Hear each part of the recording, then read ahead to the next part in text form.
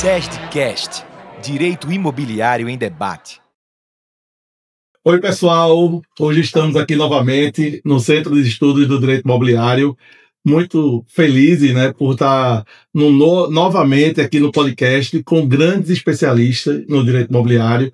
Hoje, com certeza, vai ser um dia diferente aqui, até com muita honra da minha parte, porque eu estou aqui com grandes referências da minha advocacia, pessoas que, quando eu comecei a estudar o direito imobiliário, eu tive ali aquelas referências e hoje um dos nossos convidados é uma dessas referências e também, claro que eu vou falar o nome já, mas também advogadas que de muita competência e de muita experiência. Hoje é um dia que aqui não é só os especialistas, aqui tem muita experiência, muita prática aqui no direito imobiliário. Então, iniciando aqui, hoje a gente vai ter aqui no nosso podcast Vitor Pai Barreto, um grande professor dos advogados imobiliaristas, uma pessoa que tem muita história no mercado imobiliário, Cristina Farias, que também dispensa comentários, advogada aí de grandes construtoras aqui do estado de Pernambuco, e Fernanda Quinteiro, que também é uma grande especialista no direito registral, com aí 15 anos, 20 anos, né, vamos dizer assim, de 25 de experiência no âmbito dos cartórios aqui do estado, passou por praticamente todos os cartórios aqui do estado de Pernambuco. Então, eu queria primeiro agradecer a vocês que a presença. O Centro de Estudo do Direito Imobiliário fica muito contente de tê-los aqui nesse debate. Depois eu vou falar de uma novidade aí aqui que vai ter no final de outubro, mas isso eu vou falar no final. E dizer que o tema hoje é destituição do incorporador. Talvez eu não sei nem se eu estou falando o termo correto, mas seria a destituição do incorporador, ou seja, quando aquela obra ela não acontece no tempo correto e os condôminos, os proprietários ali que adquiriram aquelas unidades, realmente atingidos por esse problema, resolvem destituir o incorporador, assumir aquela obra, e para isso precisa cumprir uma série de requisitos legais para que isso ocorra de forma segura e também que tenha uma condição financeira que também seja favorável para todos os envolvidos. Então é um procedimento realmente, até eu confesso, espinhoso para os advogados do direito imobiliário, porque interfere nas famílias, num psicológico bem abalado. Então tem que ter muita sensibilidade, muita experiência, muito conteúdo jurídico para poder lidar com essa matéria. Então é uma matéria que todos os advogados, quando estudam incorporação, querem aprender e querem entender como isso ocorre. Então hoje nós temos aqui Dr. Vitor, que é um grande especialista nessa matéria, já fez várias destituições de incorporador, e aí eu já vou aqui passar a palavra para ele, agradecer a presença e vamos aqui começar esse bate-papo que, eu vou dizer, viu, as debatedoras aqui, as provocadoras são de altíssimo nível. Se prepare que a coisa aqui vai ser boa. Vamos lá. Veja, inicialmente, doutor Vitor, eu até queria saber de você o seguinte, vou lhe chamar de você porque é um amigo, né? A gente está aqui no SESD, mas chamar de Vitão, somos amigos. Como me chamam. Então vou chamar de Vitor e você é meu amigo, então isso, eu vou aqui tirar esse doutor para a gente poder ter um papo mais descontraído. Eu queria primeiro que iniciasse assim, o que seria essa destituição? Como é que ela ocorre? Como é que ela começa? Por que ocorre? Até de uma forma inicial, para quem nunca ouviu falar disso, quem pensa que a incorporação ali é imutável, eu queria saber quando é que isso ocorre e como é que isso ocorre, para a gente poder já iniciar o tema com essa introdução que eu acho que é importante. Ok, eu quero, antes de mais nada, agradecer pela oportunidade de estar aqui com vocês, né? Principalmente a você, que foi o mentor desse convite, e que eu estou ao dispor para aquilo que eu puder ajudar, naquilo que eu puder responder, naquilo que eu souber, eu estarei ao dispor. Veja, via de regra, não é? A Lei 4.591 ela é uma lei muito flexível, muito ampla, muito rica, eu diria, porque ela diz a você de quando a incorporação começa, como é que você deve fazer, ela regulamenta a regularização, como ela diz o que você precisa fazer no período em que está amadurecendo a incorporação e como é que você termina, seja ela uma incorporação com sucesso até o final, ou seja ela, infelizmente, uma incorporação que não teve sucesso até o final, que é o caso da destituição do incorporador. A Lei 4.591, ela estabelece que é obrigação do incorporador constituir uma comissão de representantes para acompanhar o andamento da obra durante todo o período da construção. Então, essa comissão, quando percebe que existe um descompasso entre o cronograma físico e o cronograma financeiro, é obrigação dessa comissão informar a comunhão dos adquirentes. Tá? Então, essa comissão ela precisa ser formada por iniciativa do incorporador e precisa estar munida da informação de quem são os adquirentes, como também ela precisa estar periodicamente recebendo a informação do incorporador e transmitindo para os adquirentes. Tá? No momento que o incorporador atrasa ou deixa não é só paralisar a obra, mesmo atrasar a obra. Então a lei fala em paralisar por 30 dias ou deixar de vigiar o andamento convencional, o andamento regular, o andamento contratual. Pode a comissão chamar a comunhão dos adquirentes e em assembleia deliberar pelo processo de destituição, que é um processo administrativo. O processo de destituição ele se inicia com uma assembleia que delibere para tomar as providências e dê à comissão de representantes a autorização para ela proceder com, número 1, a notificação do incorporador nos termos da Lei 4.591 para que volte a retomar a obra ou volte a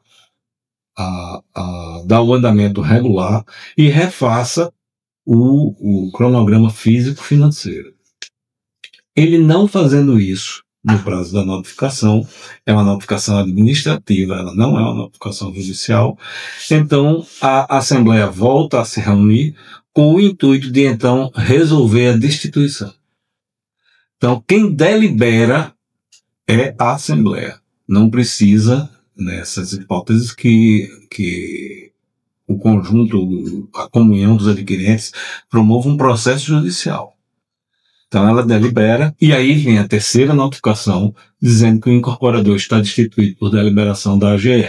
Se essa comissão de representantes eles não estiverem agindo, porque tem obra que, às vezes, essa comissão de representantes é bem fictícia, né?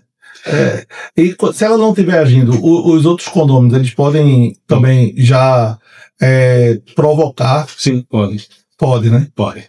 Eles precisam, no nosso caso, lá da Paiva-Reta Advocacia, 100% das vezes essa comissão ou ela não existia, ou ela era inoperante. Pronto, era isso que era essa provocação que eu queria fazer. Então, o que é que eu fazia? Eu não sabia, claro, quantos eram os contratos imobiliários que existiam na praça. Até porque o incorporador não vai dizer. Né? Então, o que é que eu fazia? Eu fazia uma reunião prévia com a quantidade que houvesse. O prédio tem 100 apartamentos, mas eu só tenho 10, só tenho 15, só tenho 20. Eu reunia isso aí e começava a provocar a incorporadora, para que a incorporadora começasse a dar sinal de vida, né? Que ela fica lá quietinha. E uma estratégia que eu usei muito foi de fazer a primeira notificação, ao invés de ser uma notificação administrativa, como manda a Lei 4.591, sim, eu fazia ela administrativa, mas pelo Ministério Público. Tá certo? Sempre pela Promotoria de Defesa do Consumidor. Tá certo. Então eu entrava, pegava 10, 15 para poder formar uma comunidade, poder usar o Ministério Público, né? Formava uma comunhão, não obrigatoriamente eu tinha que provar quantos eram necessários para isso. Passou de um, é comunidade, né? Entendeu? Comunidade é aquela reunião de pessoas que têm uma identidade comum. Então a identificação comum era: sou comprador do departamento desse prédio que parou. E aí eu provocava o Ministério Público com um pequeno histórico, e o Ministério Público então chamava a incorporadora para uma audiência prévia.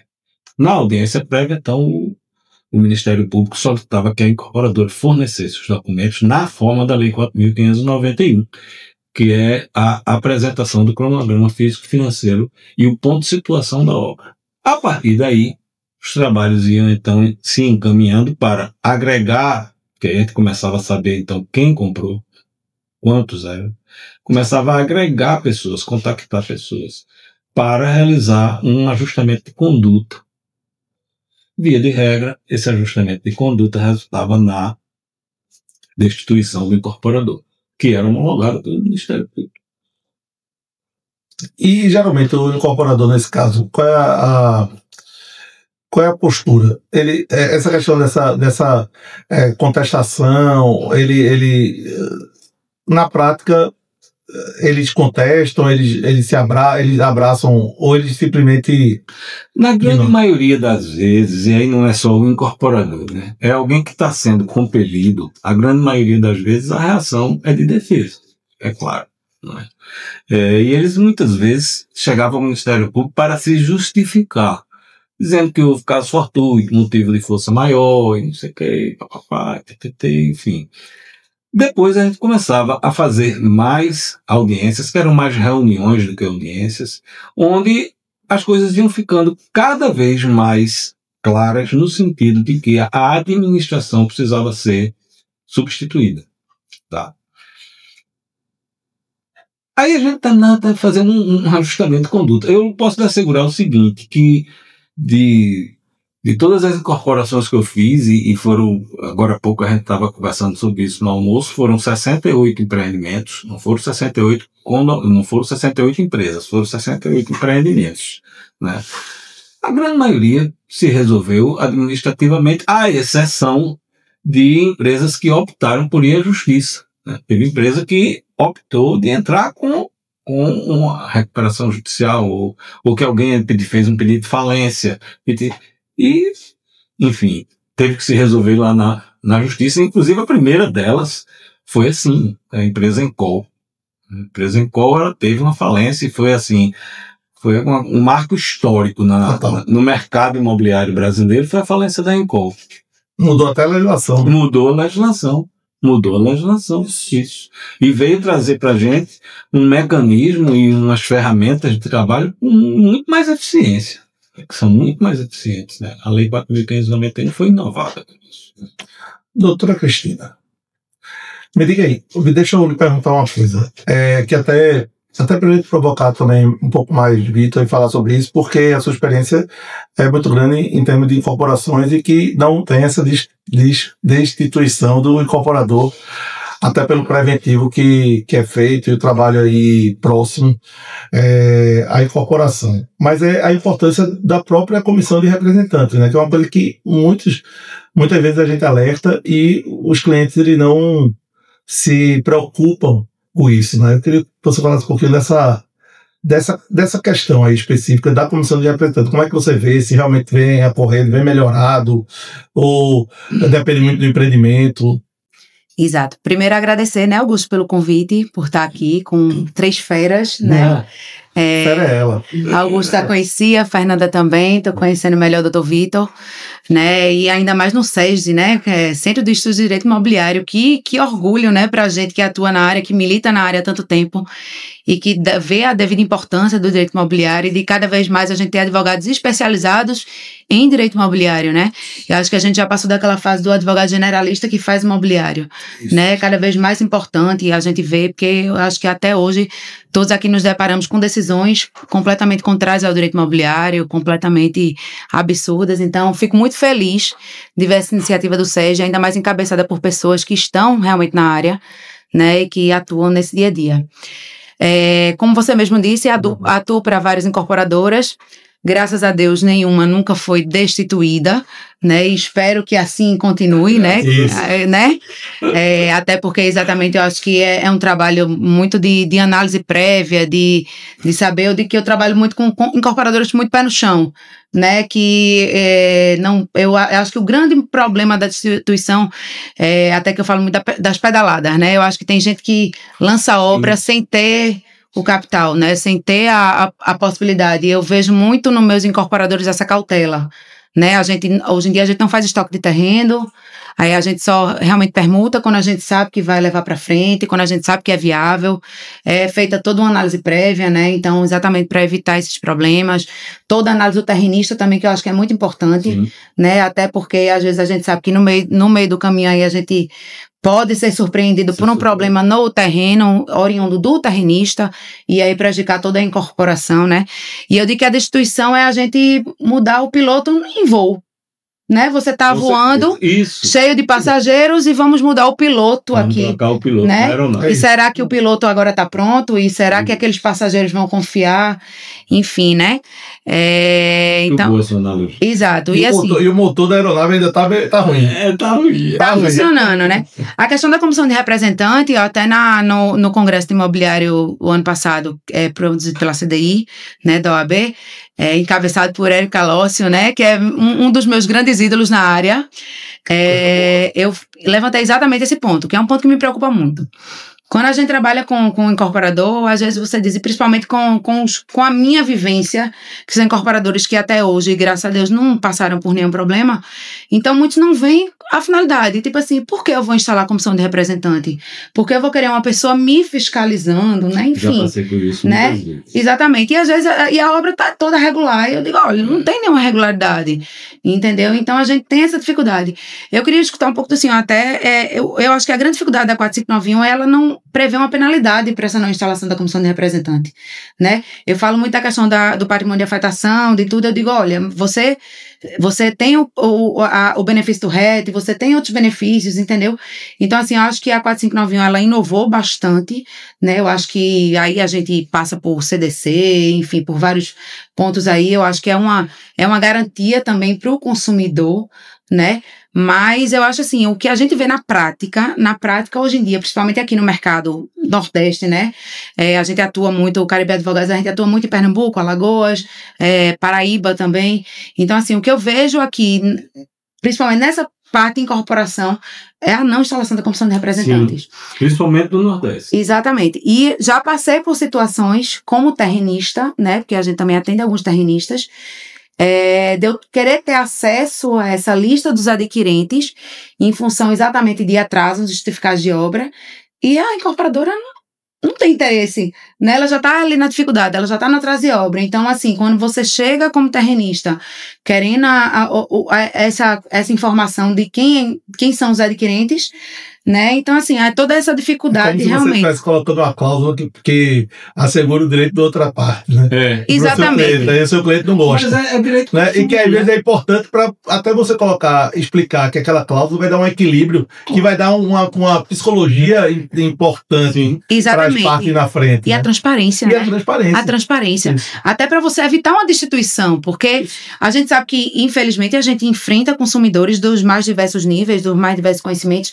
Tem gente bem orientada por advogados, tem gente mal orientada por advogados, tem gente não orientada por advogados, né? Então, assim, eu acho que a comissão de representante, ela vem dar uma transparência, né? Então, assim, mas sem a existência de penalidade, eu ainda vejo É verdade. uma certa resistência do mercado, né?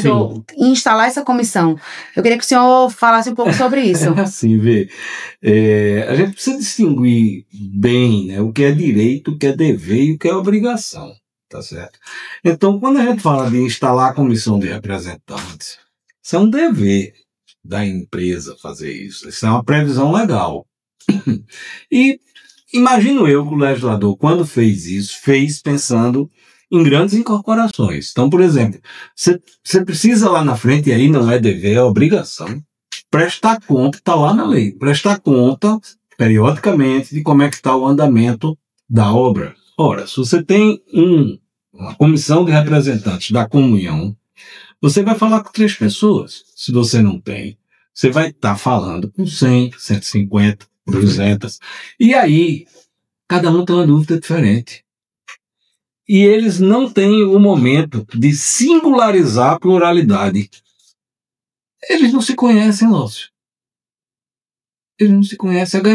Eu tenho experiências com grupos que 1 ano, 2 anos depois o sujeito diz, oxe, e quer dizer que foi destituído, e quer dizer que ele não sabia. Ele não sabia. Se o senhor não passava no prédio, passava, mas eu via, mas enfim. Mas, mas nas obras de várias unidades, existe uma cultura de se pensar em criar de forma mais efetiva a comissão? Pois é, nesse ponto que eu ia entrar. É um dever da obrigação, é um dever da construtora, tá? É um dever. Tá, mas é um direito do comprador, e aí ele não está sabendo muitas vezes que é um direito dele de se reunir. Então, a construtora, por outro lado, não é cobrada.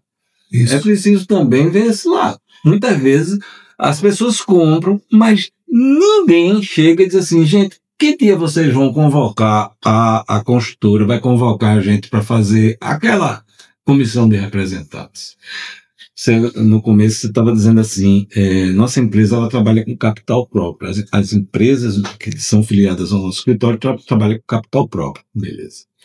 Quando a empresa trabalha com recurso financeiro advindo de instituição, taxa econômica, o banco exige. Exato. Aí o banco diz assim, ei, vou liberar a primeira parcela. Cadê a comissão? Aí você tem não só que instituir a comissão, como fazer o registro da comissão lá no RTD. Uhum. E muitas vezes mudar toda a dinâmica quando estava bagunçado. E aí vem a questão da empresa. É um dever, não é um...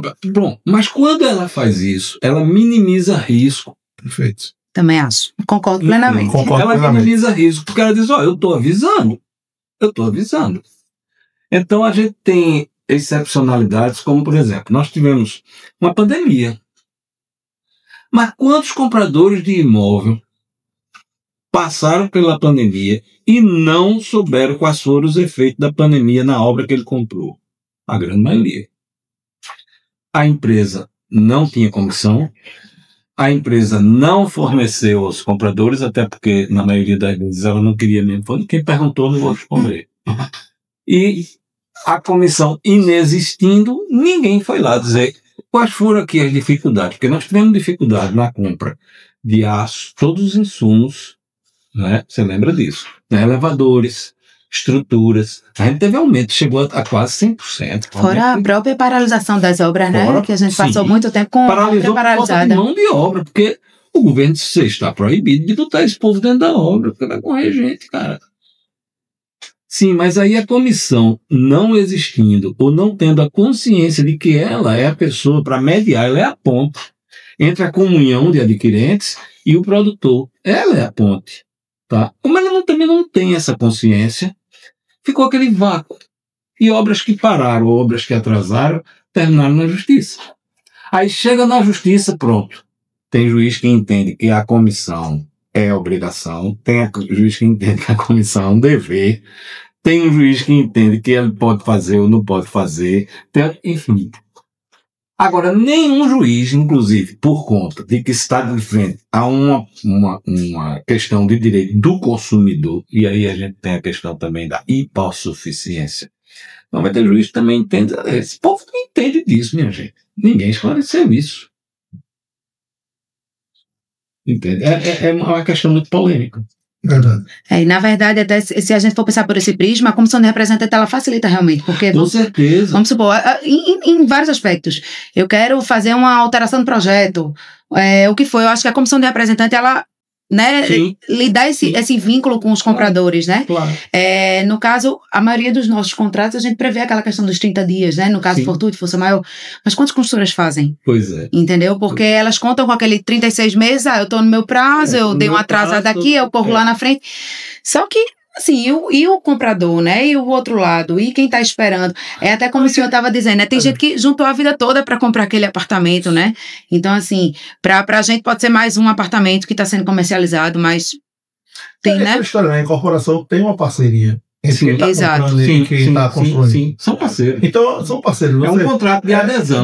E você tem uma dinâmica da obra, tem a questão da venda, as pessoas têm que entender o que é que está acontecendo. Se houver a comissão de representantes, evita exatamente essa separação drástica. Porque a destruição, veja, se não há essa relação entre as partes, ou até vamos dizer, esse romance de saber das coisas, você se sente traído. E ao se sentir o sentimento de traição, o advogado não tem nem negociação, ele já vai trabalhar a destruição. Exatamente. Exato. Entendeu? Exatamente. A pessoa já cobra do advogado que ele tome todas as medidas as mais graves possível. E muitas vezes, o que se quer é até às vezes evitar prevenir, que é uma conversa, vamos tratar aqui como é que a gente pode compor, que às vezes ainda há possibilidade disso, mas aí as pessoas estão num estado de animosidade que já não conseguem. Né? Era isso que eu ia levantar, ainda digo mais. Eu acho que ainda é uma segurança para a incorporadora também, né? Mas isso exatamente, certeza. porque assim, até porque às vezes tem aquele que pega o bonde andando e escutou uma história que eu vou destituir um incorporador. Eu vou tirar, vou fazer, não quero mais fazer com A, vou fazer com B agora, vamos destituir o incorporador. Se o incorporador está ali prestando contas, mantendo a regularidade dele, prestando informações para a comissão de representantes, então até para ele ele está mais seguro. Bom. Então, a partir do momento que eu recebo uma notificação dessa prevendo uma destituição, eu estou tranquila, eu estou segura, eu estou com tudo meu ali documentado, eu estou com tudo meu ali apresentado. O próprio incorporador ainda tem margem para ele fazer um negócio com a outra construtora. Exato. Quando a destruição... Que acontece muito, né? Que acontece muito. Porque, veja, você tem condições de fazer uma composição e você liderar esse processo. Exatamente. Quando não há mais relação, não é mais a incorporadora que vai liderar esse processo. São os condôminos, e aí sai, que eu não quero mais nada seu. Veja, é perda de todo mundo, porque aí financeiramente também é ruim, tanto para os condôminos como também para a incorporadora. Nós tivemos agora há pouco num outro evento, né? E eu falava sobre uma questão de transferência de credibilidade. É muito isso também. Quando você tem uma incorporação imobiliária, você tem um contrato eu acabei de dizer, um contrato de adesão, né? Onde você tem de um lado um responsável por tudo e do outro lado um bocado de cobrador. Por quê, cobrador? Porque na promessa de compra e venda, o devedor é quem vende. O credor é quem compra, tá certo? E o objeto da promessa, ele está em produção. Então, se a obra causa instabilidade, depois ela causa insegurança, e depois quem vai lá para frente explicar é o causador da obra para os olhos e ouvidos da comunhão inteira. Então, se você tem membros da sua comunhão que lhe representam, que estavam acompanhando e que servem de mediador, ele vai fazer o quê? Transferência de credibilidade. Então, numa reunião, numa assembleia dessa, o que é que vai acontecer? Provavelmente, o incorporador vai dizer, eu parei a obra porque faltou ferro. E se foi, a comissão sabe, vai dizer, de fato faltou. Nós acompanhamos, tivemos uma reunião no mês passado, etc, tal, pá. Se não foi, ele vai dizer, que história é essa? Faltou ferro, não. O ferro estava na obra. Entende? Eu sempre, inclusive, digo que a comissão de representantes, como ela é uma ponte, e uma incorporação imobiliária, ela tem muitos aspectos técnicos, então ela deve ser formada por pessoas que tenham formações acadêmicas diversas, por exemplo, por um advogado, por um engenheiro e uma pessoa da área de finanças, um contador, um economista, que possa juntar essas três personalidades, dessas três ciências, dentro de uma organização, de uma comissão que possa debater com a empresa. Entende? Isso gera uma credibilidade, uma transferência de credibilidade muito grande para a empresa que está produzindo algum empreendimento. Doutora Fernanda está aí Só Tô ela bebendo vindo. aqui da Doutora fonte. Fernanda tá só Só escutando, viu? eu quero ouvir ali. também, viu? Me diga aí, eu quero saber aí sua opinião sobre o tema e essa questão no registro. Puxa uma polêmica O que é que agora, você... Fernanda. Como é que os cartórios, eles também têm visto esse processo? Eu vou fazer uma pequena retificação do que eu falei, né? Eu nunca tinha, enfim. Mas lembrei-me aqui, o senhor falando, que eu fui vítima de uma situação dessa. Opa! Senti na pele. Foi, né? Dentro de cartório, a nível de registro, nas serventias onde eu já trabalhei e prestei assessoria, na prática eu nunca recebi, né, para os fins do registro, algo parecido. Mas eu fui vítima. Eu e o meu marido, a gente comprou um apartamento na planta em 2012, a gente casou em 2015 e a gente só veio receber o apartamento em 2020. Né? Era a obra financiada pela Caixa Econômica e, estranhamente, as parcelas do empréstimo eram liberadas com vistorias que eram feitas de forma assim totalmente destituídas de... Era uma coisa feita de qualquer jeito, né? E houve, de fato, a destituição da incorporadora e o incorporador que assumiu, eu conheci na ADEME, né? Criei um vínculo com ele, ele me dava algumas informações, mas assim, nas reuniões que aconteciam, ele era assim, esmagado. Sim. Ele era esmagado. Eu assumi a obra, vou terminar e eu estou sendo esmagado. Por que ele era esmagado? E aí a minha pergunta sobre o pós-destituição, né? Aconteceu, porque no nosso caso teve vários TACs. Vários. Foram 5 anos de TAC. Né? Até que essa incorporadora foi aprovada pela Caixa e entrou para concluir a obra. Eita, se puxar mais um pouquinho, vai descobrir que eu Daqui, porque eu acabei de falar do assunto desse. Daqui a pouco chega nele. Deixa eu encerrar as câmeras, a gente tem um papo. E aí eu lhe pergunto, eu anotei algumas perguntinhas aqui, mas dentro disso, qual quando um novo incorporador assume, né, qual é a extensão da responsabilidade dele na conclusão da obra? Ou seja, de concluir nos moldes em que foi projetado, né? Porque nós recebemos as unidades concluídas, recebemos tudo pronto para morar, mas uma qualidade péssima de tudo. Tem situação que eu acendo a luz na sala, aí o abajur no quarto acende. Tive que trocar toda a questão elétrica do apartamento. E muitos outros condôminos falam de falhas de engenharia, de esquadro, disso. A gente anda no corredor, acompanha o nível do piso, né? Que não é um nível... Enfim, problemas de várias ordens. Mas, assim, a pergunta é qual é a extensão né, da responsabilidade de um novo incorporador depois da ocorrência da destituição? Em tese, e assim, bem pragmaticamente, o incorporador é para entrar e fazer a obra tal qual está no memorial de incorporação. Justo por isso existe o memorial de incorporação e dentro do memorial existe os quadros da Associação Brasileira de Normas Técnicas que dizem pormenorizadamente, né, com a qual a norma técnica se aplica e qual é o tipo de acabamento, qual é o tipo qual é a área, qual é o... Enfim, e fala sobre os acabamentos, fala de A a Z, não é? Sobre tudo que tiver. Aquilo ali, o quadro da BNT, ele é uma planta escrita.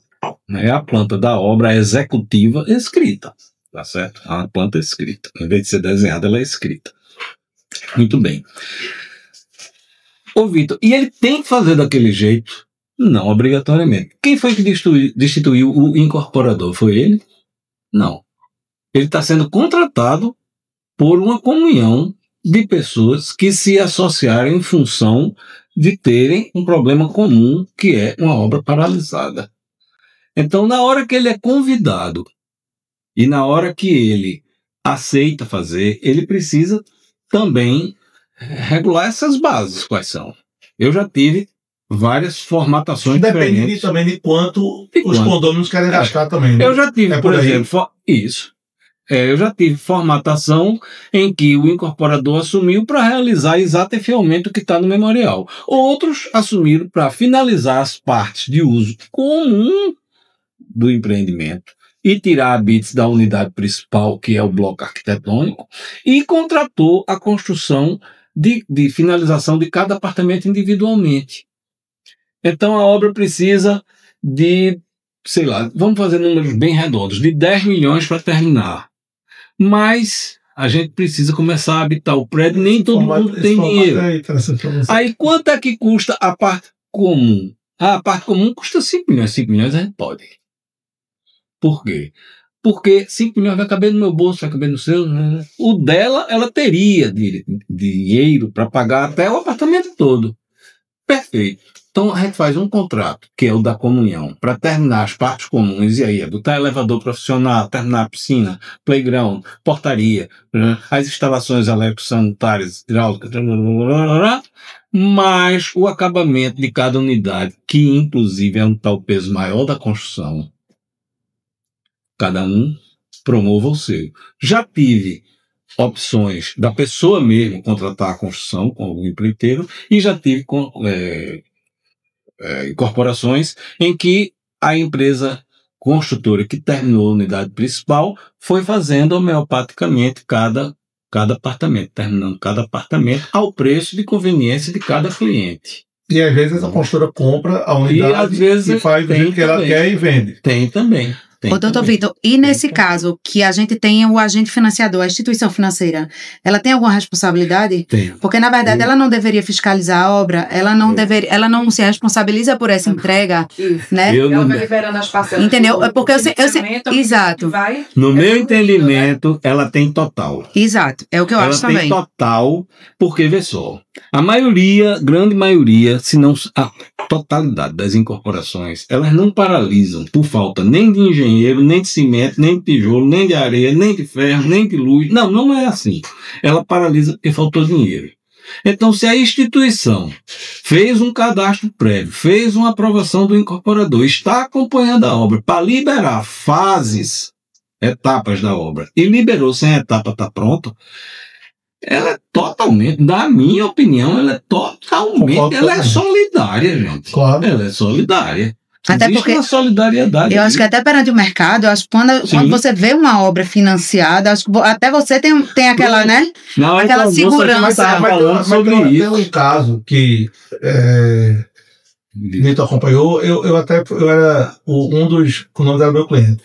De um prédio, mas o outro, um deu edifício, mas o outro também era da mesma construtora. Um tinha um financiamento bancário e terminou porque o banco terminou. E o outro não terminou porque não tinha financiamento. Entendeu? Sim. E a obra terminou. Claro. Uma terminou. E a outra não. Meio que devagar e tal, mas terminou por causa dos recursos do banco. Por conta do o banco assumiu. Sim. Agora, a outra não. A outra paralisou realmente e teve que e aí teve que ter toda essa negociação com a nova construtora. Mas para você ver, eu sempre veja, o meu cliente já estava tão traumatizado e financeiramente ele tinha uma condição um pouco melhor do que as pessoas e as histórias que estavam lá, que ele vendeu bem barato para o novo incorporador. Isso. Porque ele queria se livrar do problema. Assim, ele preferiu perder, mas ele não queria mais estar lá. Mas é triste, porque tem pessoas que não têm essa opção. Não tem. Porque muitas vezes, numa credibilidade aí, numa enganação, muitas vezes, pegaram todo o seu dinheiro. Isso. Exato. E aportaram lá. E não tem mais outro recurso. E aí quando chega e diz assim, você precisa agora fazer mais um aporte de tanto. Aí a pessoa não tem. Que é o que acontece, né? Que é o que muitas vezes acontece. Sim. Aí eu tenho que ajudar, se junta a família para poder pagar, para poder terminar daquele formato e vender, né? Isso. E muitas vezes vender.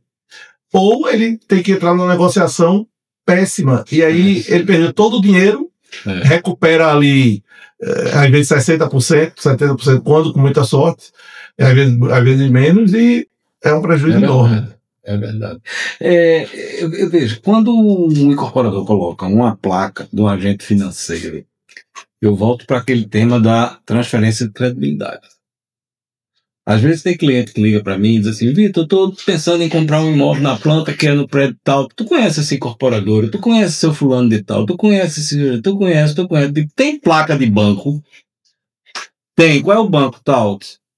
Acho que você deve comprar. Porque se o banco está financiando, o banco já viu a documentação todinha com pessoas que são especialistas na área. Segundo, em tese, esse banco está com um recurso financeiro alocado para essa obra. Então, o risco seu está bem pequenininho. Essa questão do banco é muito importante mesmo, porque hoje está cada vez mais radical. Sim. O banco está cada vez mais rigoroso. Cada vez mais rigoroso. Isso que aconteceu no seu caso hoje é bem mais difícil, porque as auditorias hoje são muito rígidas. Eu digo que a gente ganha uma nova análise, né? Uma nova análise. Uma nova análise. Eu vou fazer análise de crédito, mas o banco vai fazer também. Então, se o banco aprovar, estamos com meio caminho andado, né? Veja, tem um negócio que é o primeiro empreendimento deles. Totalmente clássico, assim, certinho, é o primeiro, ele está fazendo, praticamente está colocando todo o recurso, veja, é financiado pelo banco, mas ele, por uma questão até, veja, ele poderia vender mais barato, fazer aquela questão de capitalizar, mas ele colocou o aporte dele, veja, e agora, para você ver como o banco é rígido, eles só liberam quando eles veem que realmente você tem viabilidade naquela obra. Então, agora que ele está com 70% de unidades vendidas, sim, e com a obra praticamente bem avançada, é que a Caixa assinou o contrato dele. O plano associativo da Caixa é assim, ele vincula uma quantidade mínima para só aí depois ele começar a liberar o recurso. Enquanto você não tiver aquelas vendas alocadas com a cobrança dentro da Caixa, você não consegue. Com ele, que é engraçado, porque claro que muitos construtores têm a estratégia de já vender uma parte das unidades com preços diferentes, preços bem abaixo, para poder capitalizar e com isso não perder esse fôlego.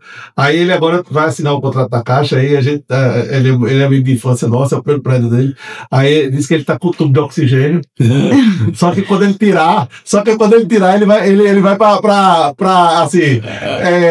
Maldivas, assim, entendeu? Ele vai sair correndo pela praia, porque ele vai tirar o oxigênio e vai dar uma carreira pela praia, porque quando esse dinheiro entrar, do jeito que a obra tá, porque eles estão muito rígidos do banco. É impressionante.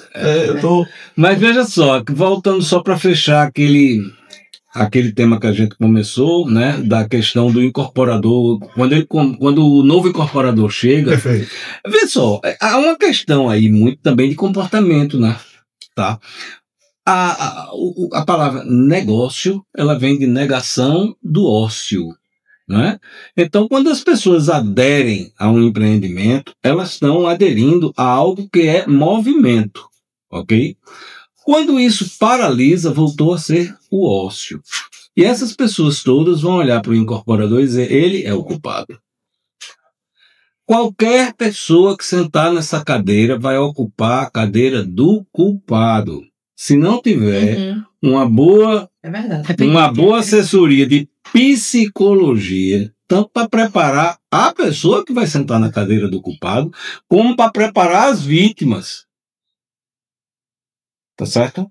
Então, uma das coisas que eu estudei muito nesse período foi constelação sistêmica, constelação familiar, que se faz na justiça hoje. Mas eu estudo há 20 anos atrás, há 10 anos atrás, porque aquilo é uma constelação. Sim. Ali tem traumas de todas as naturezas. Tem gente que o pai perdeu a casa e a história está se repetindo. Verdade. Tem gente que a mulher está com um problema sério com o marido, porque ela disse, agora a gente não tem a moral e nem tem mais o dinheiro, porque foi você que escolheu isso aqui. Eu disse que não ia dar certo. Tem gente, eu agora falei, né, eu tive um caso que era tragicômico. O cara disse, doutor Vitor, eu queria tanto contar a minha história. Aí eu disse, tá, conte a sua história. Ele disse, sabe o que é? Que eu sou funcionário público, eu só ganho tanto e tal, e eu tinha um táxi. Aí eu quis comprar esse apartamento, eu vendi um táxi, que era o que complementava a minha renda, vendi a casa que a gente morava, vendi a casa da minha sogra, juntei tudo e dei aí para não dever nada. Eu paguei à vista. Agora, a minha sogra tá sem casa, eu tô sem casa e tô sem o táxi. Então, todo dia, quando acorda, minha mulher diz, você vai fazer o quê? E a minha sogra ainda diz, eu sabia, eu disse a você. Ei, já é. Eu avisei. Ou seja, veja o que é. Veja o que é. A esposa, a sogra, tudo. Pronto, isso é um ponto, uma pedra de toque na destituição de uma incorporação imobiliária. Então precisa ter, sim, um acompanhamento para trazer essas pessoas para um nível de consciência, porque lá atrás vai vir um bocado de trauma, tá certo? Eu sou doido, eu sou besta, eu não sei o quê, vai atrapalhar casamento, vai atrapalhar filho, que ele levou lá, ó, a gente vai morar aqui, meu filho, bem pertinho da praia, você vai jogar bola. Esse menino também tá traumatizado, gente. Tá certo. Chegou lá no apartamento decorado. Chegou lá no apartamento, ó, aqui vai ser tua cama. Aqui. O menino já materializou. Ele vai dizer, pai, cadê o negócio? Não, e é um processo, agora, até falando para os advogados que até são novos e que olham para um procedimento desse, que, veja, é um procedimento que tem é um leque importante, sim, em termos de atuação, até de honorários também, vamos falar assim, porque é um conjunto de pessoas que você está atuando. Então a importância, muitas vezes, até de você procurar uma parceria no início de um procedimento desse. Eu estou dizendo assim porque é um procedimento tão complexo em termos de pessoas que até o construtor que vai ser escolhido, claro, tem um peso muito importante. Então, a idade do construtor, sabia? Claro, tem muito isso. Então, por exemplo, em Olinda, aí acontece, vai ver o construtor que tem mais referência em Olinda. Veja, muda. Muda tudo. Tem vários empresários, muda tudo. Então, quer dizer, tudo isso tem com esse agora vai. Com esse vai. Porque ele tem uma história. Aí ele chega lá, dá um murro na mesa e diz, eu vou resolver. Aí todo mundo, agora vai. Foi exatamente isso que eu pensei. Com esse vai. Então, aí, tá vendo? Isso. Aí todo mundo aí aceita. Terminou. Então, o pessoal, às vezes eu fico assim, com um jeito meio de doido, olhando assim pro horizonte, olhando pra cá, mas é porque o pessoal aqui da produção fica dizendo assim, estamos com 40 minutos. Aí um minuto, entendeu? Aí eu tenho que ir, né? E assunto bom, conversa boa, se deixar, a gente fica aqui, né? Daqui a pouco eu abro um vinho e fico aqui, ó, só até amanhã. Aí o que acontece? Eu até digo que é uma matéria, como no direito imobiliário, como a gente falou aqui da especialização, não que a pessoa, quando está iniciando, não possa fazer, mas eu acho que tem algumas matérias que é tão importante. Se você tem uma especialização, se você é um advogado diligente, tem algumas matérias que é importante você, às vezes, ter uma parceria, falar, conversa com um advogado mais experiente, conversa com ele, traz o assunto. Peraí, juntaram um grupo vieram falar comigo. Veja, já é uma vantagem, porque esse grupo veio falar com você. Mesmo você sendo um advogado especialista vamos dizer, com poucos anos de atuação. Mas é nesse momento que você vai ter muita responsabilidade de trocar uma ideia com os advogados que já fizeram esse procedimento. Ter calma, não se assodar. Sim. Às vezes, quando você vê um grupo, eu vejo muito isso, os advogados que estão iniciando, eita, vou pegar um grupo de clientes, é um grupo grande, aí cada um vai dar X, pronto, fiquei rico. Aí pronto, agora aqui é os honorários do ano, né? Aí é o grupo. Aí quer fazer só. E aí mal começa a andar, veja, aparece uma série de obstáculos. E aí, fazendo analogia, o seu carro não está preparado, entendeu? O seu carro não está com os amortecedores corretos, e aí você não vê as respostas, e aí você começa a se atropelar. Sim. Né? Então, isso é um cuidado que é importante a gente, eu dizer aqui, porque eu estou com 20 anos de advocacia, doutor Vitor aí é um professor, tem aí o dobro, né? Sem denunciar a idade dele, porque ele é muito novo ainda. Estamos no caminho, né? Estamos no caminho, todos aqui, temos aqui uma história aí de 20 anos da advocacia, mas veja, eu falo isso porque eu tive uma sorte, e eu acredito que todos aqui estamos numa mesa de pessoas que tiveram essa sorte.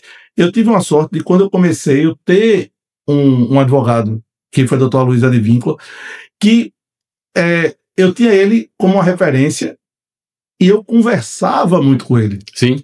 Entendeu? Então, é aquela história de dizer, calma, isso aí você ainda não está pronto, não é juridicamente. Você às vezes tem a maturidade. Não tem a maturidade. Você vai fazer com alguém e veja, isso vai lhe galgando e daqui a pouco você vai fazendo só e daqui a pouco outra pessoa vai fazer com você e você vai trocando a ideia, porque a advocacia, eu sempre digo assim, um escritório, eu tenho eu tenho um receio quando eu chego no escritório muitas vezes e a pessoa está sozinha, nova e sozinha.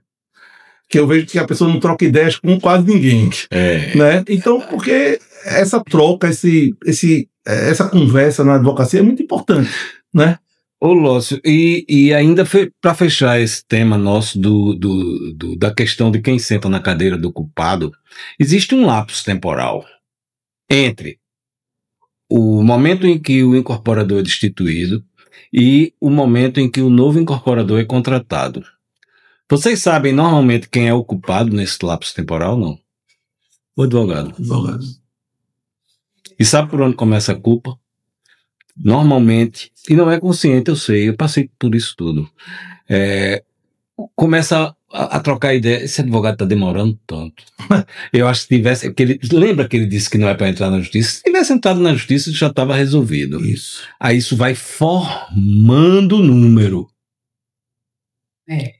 Será que ele está mesmo conversando com outra? Olha, ele é advogado de um bocado de incorporador. Vai terminar esse cara ganhando dinheiro com isso, sabia? Isso vai formando número. Então é indispensável, quando eu disse assim, eu estudei tanto constelação, que é indispensável, sabe o quê? Que o advogado faça o que o incorporador não fez. Crie a comissão de representantes com reuniões periódicas. Perfeito. Inclusive com assembleias periódicas. Eu fazia reunião no meu escritório mensalmente com cada comissão, cheguei à época que eu ter 10, 12 instituições em andamento, né? E fazia lá na ADEME. Pegava o auditório da ADEME, tinha mês de eu fazer 2, 3 assembleias, para que as pessoas me vissem, entende? Para que as pessoas falassem comigo, olhassem nos meus olhos, porque a ausência ela é muito atrevida. Claro. Principalmente quando você está em cima de processos traumáticos. Percebe? Então, é um procedimento que requer do advogado não só o conhecimento técnico jurídico, mas de relação humana. Isso. Porque se ele não for hábil nisso, o primeiro a entrar em bancarrota é ele. Isso. É claro que é. Ele vai perder a credibilidade. As pessoas estão cansadas, as pessoas estão exaustadas, as pessoas estão com um prejuízo. E um dos órgãos do corpo humano que mais dói é o bolso, cara. Isso. Quando mexe no bolso, o cara diz, opa, ele vai bem, enquanto não diz, agora vamos rachar. Aí o cara, eita, é comigo? Ele começa a não entender.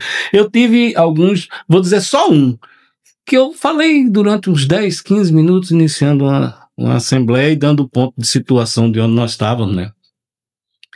Ele levantou a mão e disse, pois não, diga. Ele disse, doutor Vitor, tá fazendo 2 anos que a gente tá nessa história. Eu entendi, no começo, o senhor dizer que nós íamos pagar essa taxa aí do seu escritório, que o senhor ia me entregar a chave do meu apartamento dentro de 24 meses. Graças a Deus, o verbo que ele usou foi eu entendi. Porque não foi isso que eu disse. Eu digo, pois olha, o senhor entendeu diferente do que eu disse, tá certo? Eu vou repetir o que eu falei. Aí repeti. A Gênese, inclusive, eu repeti também a questão do trauma, porque é preciso que você naturalize a questão do trauma, senão o cara não consegue lidar com isso. E uma forma de naturalizar, eu me lembro que eu falei isso na época, eu disse, gente, eu quero dizer 2 verdades a vocês. Vocês não vão ter mais prejuízo. Aí todo mundo diz, poxa, porque o prejuízo vocês já tiveram, tá? Isso em contabilidade é realização contábil. Ou seja, na realização, o seu caixa está negativo. Então, eu comprei um apartamento por 500 mil, para que todo mundo entenda o português bem entendido. Eu comprei um apartamento por 500 mil, já paguei 400, só devo 100. Mas para terminar, doutor Vitor está dizendo que eu vou ter que botar mais 100. E se eu não botar? Você perde os 400. Então você botou 400, só faltava 100. Se tu não botares os 100, tu vai perder os 400. Isso. O prédio vai cair, sabia não? Vai cair. Acabou o ativo dele. Acabou o ativo dele. Agora, se em vez de botar 100, você botar 200, aí você vai recuperar. E quem me garante? Você. Quem destituiu o cara foi você, velho. Quem vai garantir? Você. Você. Os vocês é que vão garantir. Tá certo? É assim. É isso. É assim que a banda toca. Olha, ele pode não ter entendido, mas eu entendi tudo e entendi que hoje foi um episódio do SESD, assim, eu poderia dizer histórico. Diferenciado. Vou guardar esse episódio com muito carinho. Grato. Entendeu? Porque são advogados que eu tenho uma maior admiração. Cristina, que eu chamo carinhosamente de Kika.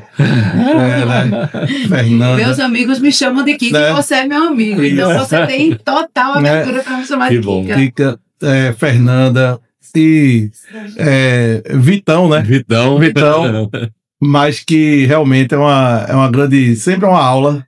Eu sempre digo que você passar a tarde com ele, conversando, tomando um café, falando de direito ou sem falar de direito, é uma maravilha. Você vai ter uma experiência. Sempre toda vez que eu converso com ele, eu sempre saio de forma diferente. Eu queria passar a palavra...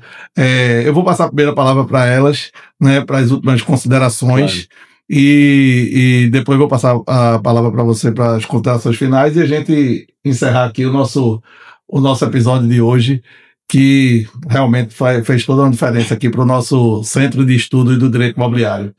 Fernanda.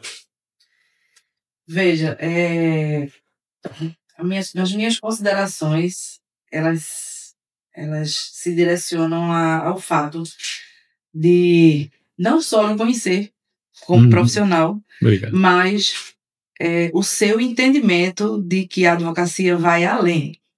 Sim. E esse entendimento de que vai além é o que falta muito. E eu nos meus primeiros anos de cartório, né, na hora de fazer uma nota devolutiva, eu agia como uma pessoa que fazia nota, se vire. E quando eu fui para o outro lado do balcão, que eu passei a sentir a dor. É verdade. Então, essa visão de ir além, que Augusto, ele conversou muito comigo, aí finalmente, quando eu disse, não, eu vou, Augusto, eu vou sair desse mundo só de cartório, eu vou. Sim. Mas Augusto tem esse talento de ir além, né, de conversar, de ouvir, de entender o cerne das coisas. Eu acho que nesse ramo do direito imobiliário, que especialmente na incorporação, que a gente está tratando de sonhos, né? Sim. Sonhos. São projetos de vida. Não é? O sonho da vida do brasileiro, né? A casa própria. Essa sensibilidade, ela é fundamental. Então, eu parabenizo nesse aspecto, principalmente. Obrigado. Primeiro, eu queria agradecer mais uma vez, né, pelo convite, por estar aqui nessa mesa. Vitão ganhou mais uma fã. Agora todo mundo é de Vitão. Agora todo mundo tem Vitão. E eu acho que a gente volta muito pro mesmo ponto, né? Eu acho que a segurança jurídica toda de que você comprar um imóvel na planta é um ato de fé. É um ato de fé. É um ato de fé. Então eu acho assim, Também um ato de fé. E aí a gente volta para a importância, assim, acho que o caso Incol foi um divisor de águas, né? A 4591 tá aí, ela tem as ferramentas, mas é preciso sempre você estar bem assessorado. E aí eu repiso, volto no mesmo assunto, assessorado por alguém que entende do assunto. Exatamente. Né? O sonho da casa própria é o sonho do brasileiro. A gente vê hoje em dia muita gente defendendo locação, enfim, mas a gente ainda sabe que o maior sonho do brasileiro é a casa própria. Né? Então, assim, é sempre buscar ajuda especializada, saber com quem você está fechando o contrato, saber como você está fechando o contrato, saber quais são as suas saídas, né? Que você tem uma destituição, ninguém quer chegar numa destituição do incorporador, mas saber que você tem, saber como agir, saber como você vai agir durante todo o processo de incorporação, né? E aí é muito aquela questão que a gente estava até conversando no almoço do direito obrigacional, né? Que eu digo sempre, existe o direito real e o direito obrigacional, né? Então, assim, é saber com quem você está fechando esse contrato, saber como é que você vai conseguir finalizar isso aí.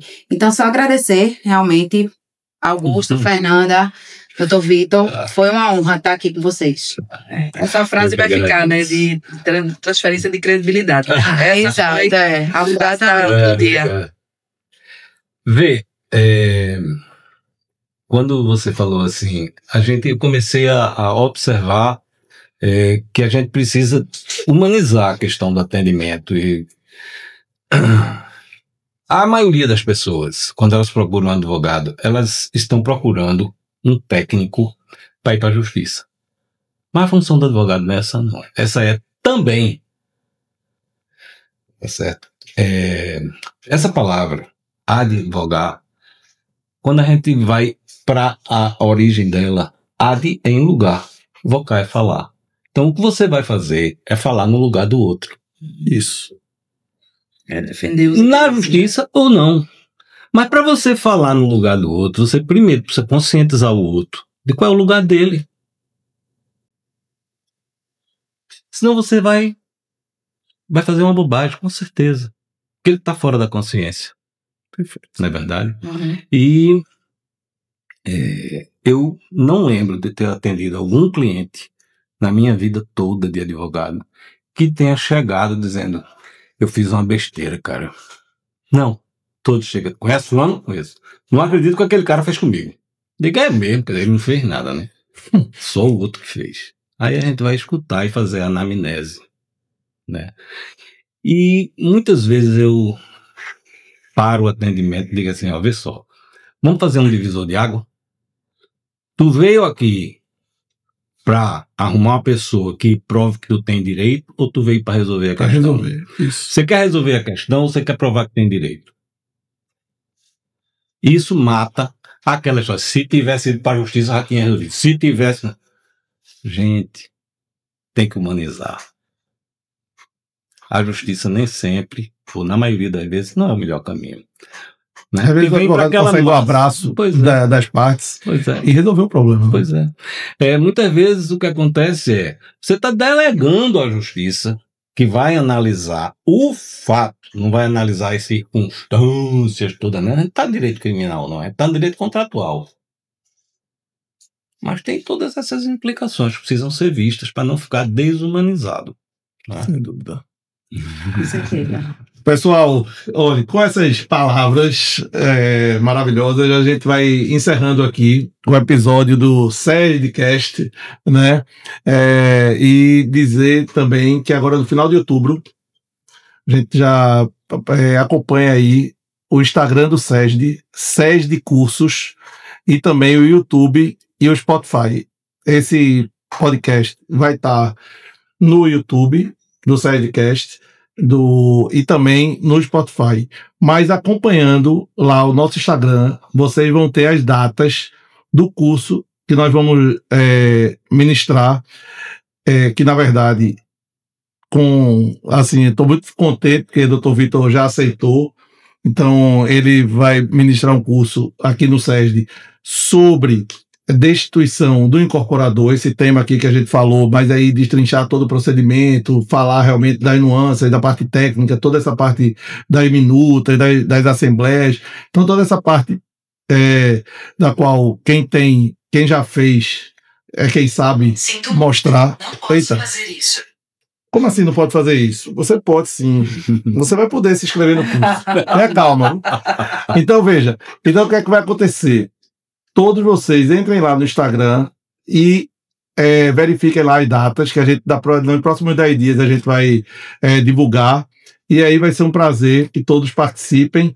Peço desculpas aqui a interrupção da minha amiga, sei lá o quê, que eu não sei o que é que aconteceu aqui. O Siri, né? Siri. A Siri aqui no celular aqui. Eu acho que é o pessoal reclamando do tempo. Aí a Siri vai se provocando, vai se manifestando, entendeu? Mas, então por isso a gente encerra aqui o SESDcast e aguardo vocês nos próximos episódios e também no curso que vocês vão se inscrever, que eu tenho certeza, tá bom? Um abraço, tchau.